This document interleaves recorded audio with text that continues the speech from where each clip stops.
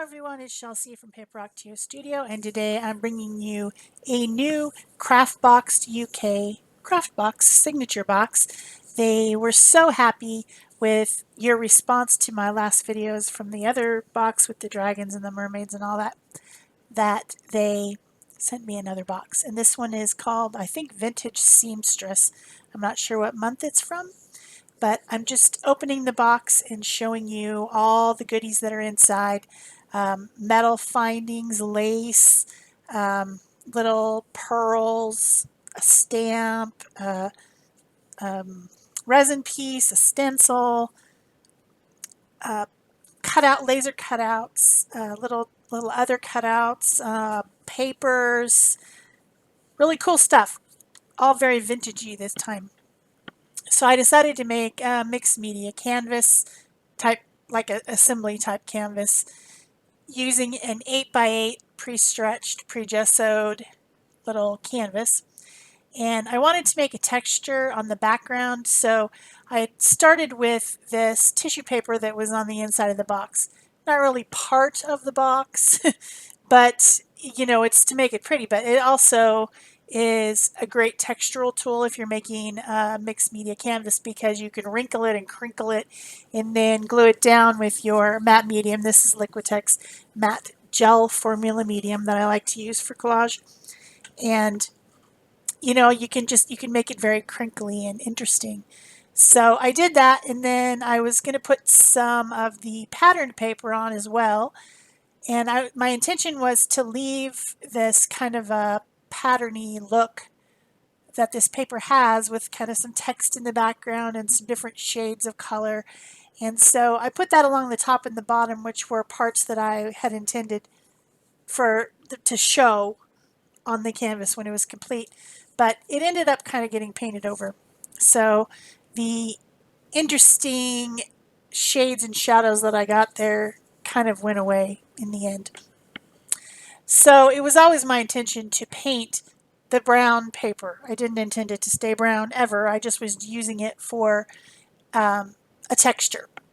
So I mixed a little bit of Dina Wakley's olive tone paint into my white gesso to make it more of that aged parchment color. I kind of wished I put a little bit something else warm in there, like a reddish brown or something, but it turned out okay. But this is where it kind of went, that I kind of ended up covering too much of the pattern paper that I put on there intentionally. I could have covered the whole thing with the tissue paper, but I thought I was going to keep that pattern. That's how it works sometimes. As you're creating something, you change your mind, something happens, it ends up differently than you had first intended, and that is creation and art. That's the way it's supposed to go. If you knew exactly what you were going to do and you had it all planned out, would it really be art? Would you really be creating, or would you be just following a pattern? So the next thing I did, I decided to I wanted some more color on the background. I really wanted to highlight that crinkly texture. So I'm using some baseboard spray. This is the Tattered Angel spray that doesn't have glitter in it, doesn't have mica in it. Like the Glimmer Mist, it's like the base of it without the mica. And I like it because it's flat instead of having that shimmer. Maybe you don't always want shimmer.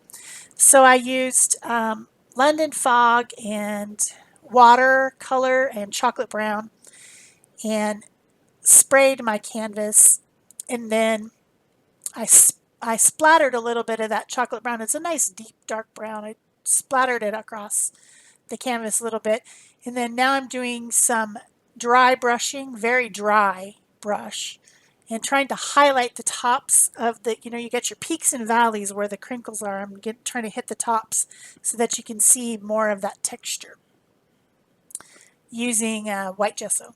So dry brushing usually really brings out texture on something if it got texture on it. So then my next thing to do is to start making my composition for my assembly. And I'm looking at the different papers and picking out some of the ones that I really like the images. I really loved this old Victorian looking house. on this one page, and I liked the profile of the woman on a different page. And I had intended to have the tans and browns together with blue because of that one piece that you saw there that I didn't end up cutting up, but it had beautiful lights and dark blues along with brown. And I think that tans and browns with blue is gorgeous, just gorgeous combination. So then I did a lot of cutting. These little ephemera pieces are like tiny little pictures of tags and paper, you know, aged papers and envelopes and stuff like that in that one little package. They're really cute. So I pulled a few of those out, but they had the edges around them, the white edges around them, so I trimmed those off.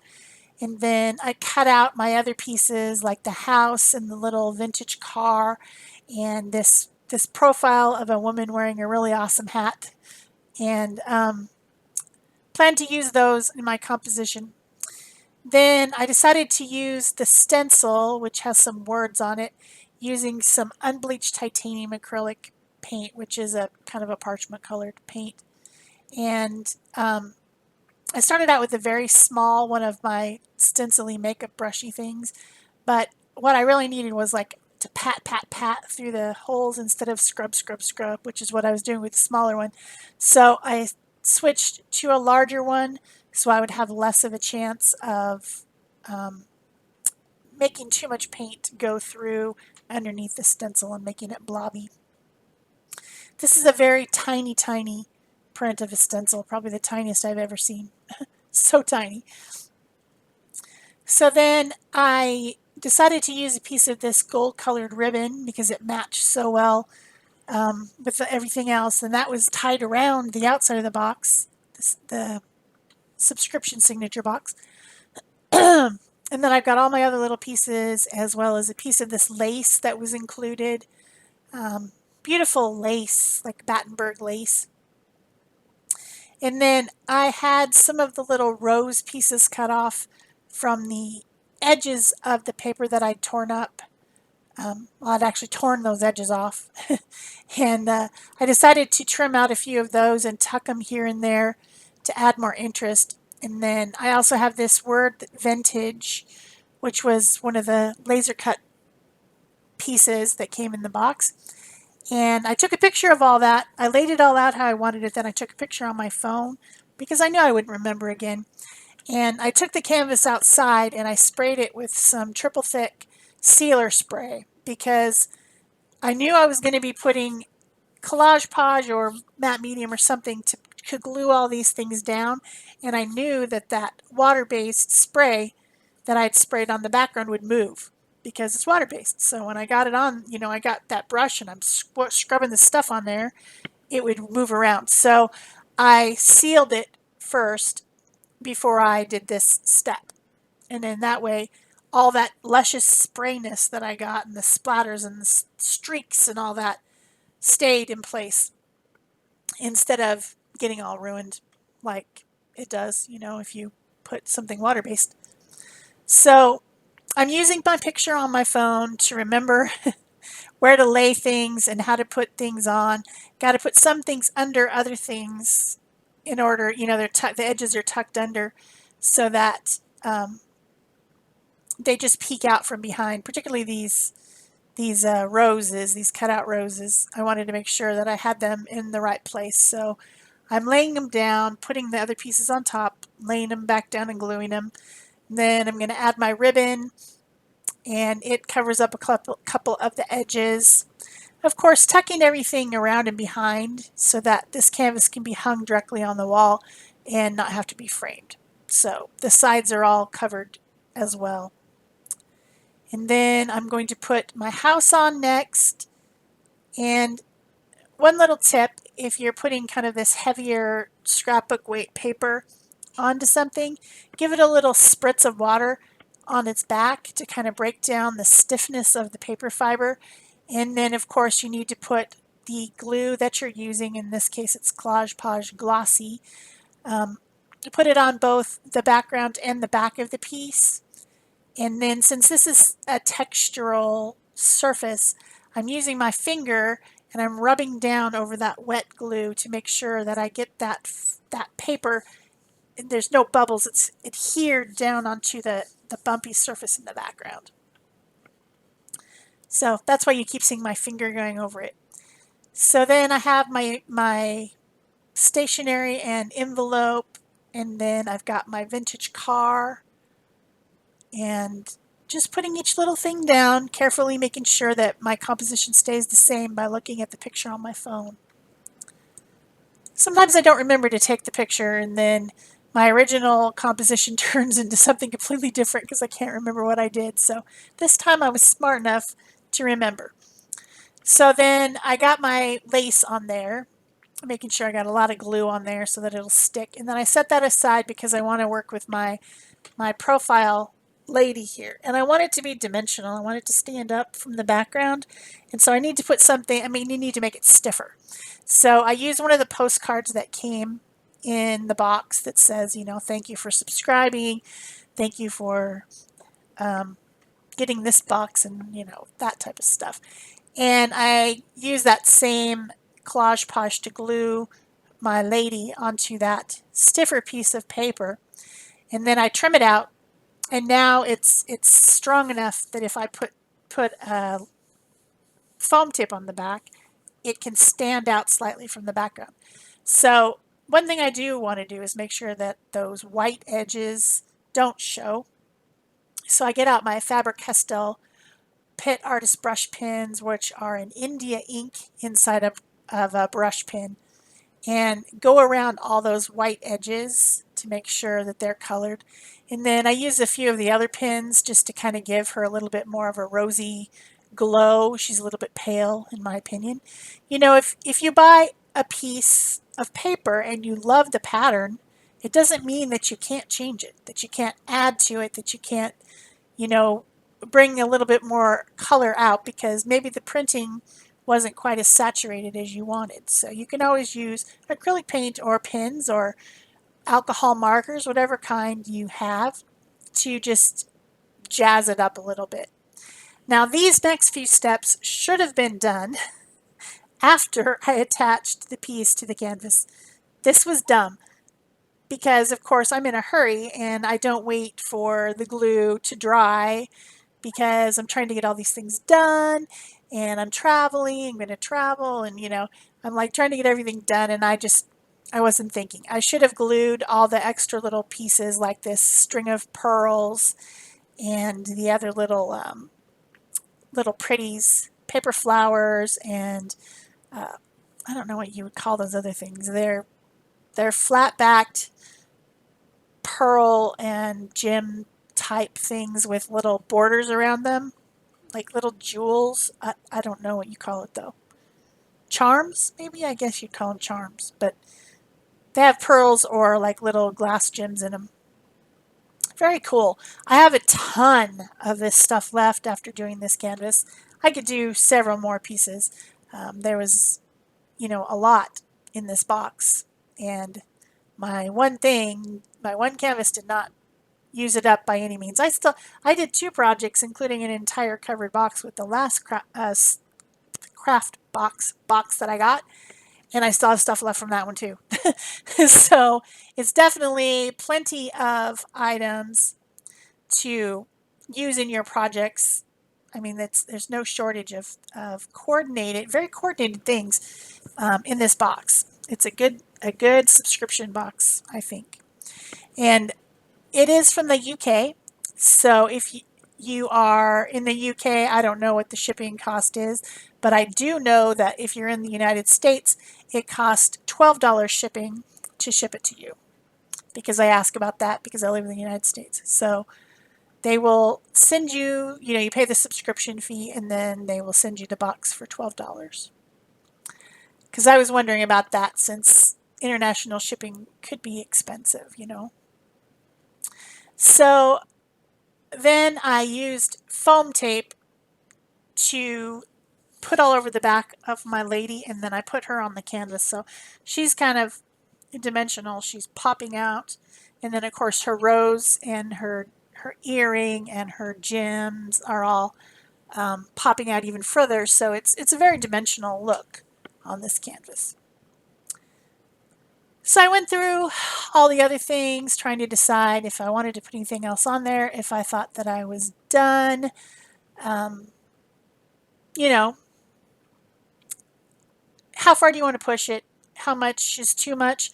That's always the question, isn't it? And I've definitely seen canvases like this or other projects like this that just went way too far. So I'm trying things out, and then I just decide, you know what, I'm done. I think my composition is the way that I like it. It's satisfying me. It's got dimension. It's got color. It's got the elements that I chose, and I'm finished. So I go ahead and add the little vintage scissors on there. It's like a metal charm. And then also the word vintage, which is a laser cut piece.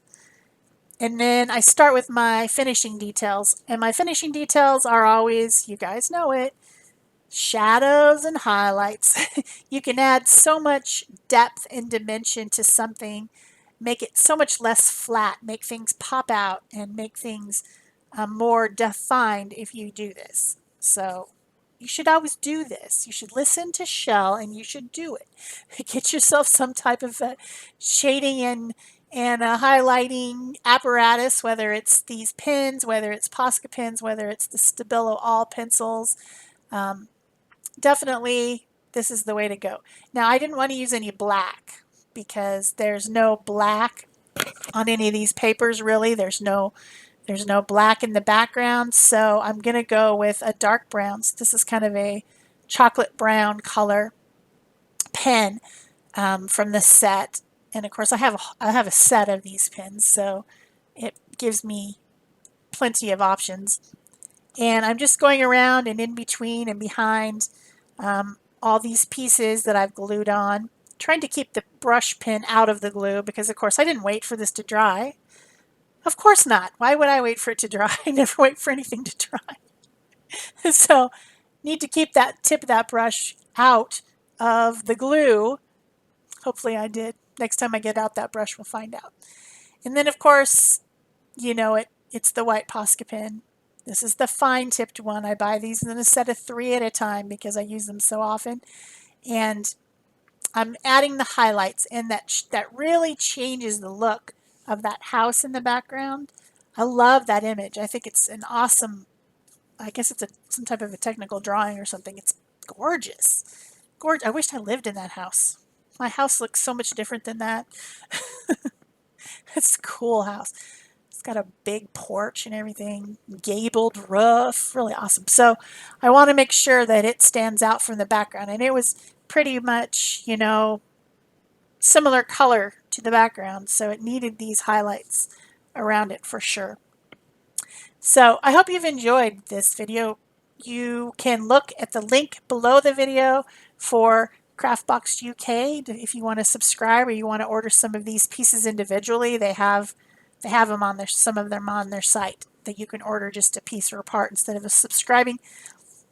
Also, be sure to give it a thumbs up.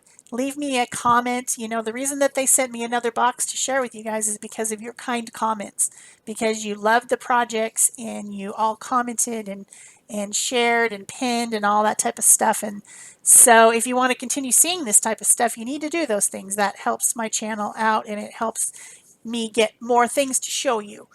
So be sure that you do that. And of course, if you haven't subscribed, do that already and turn on your notification bell so that you are notified when I make a fresh new video.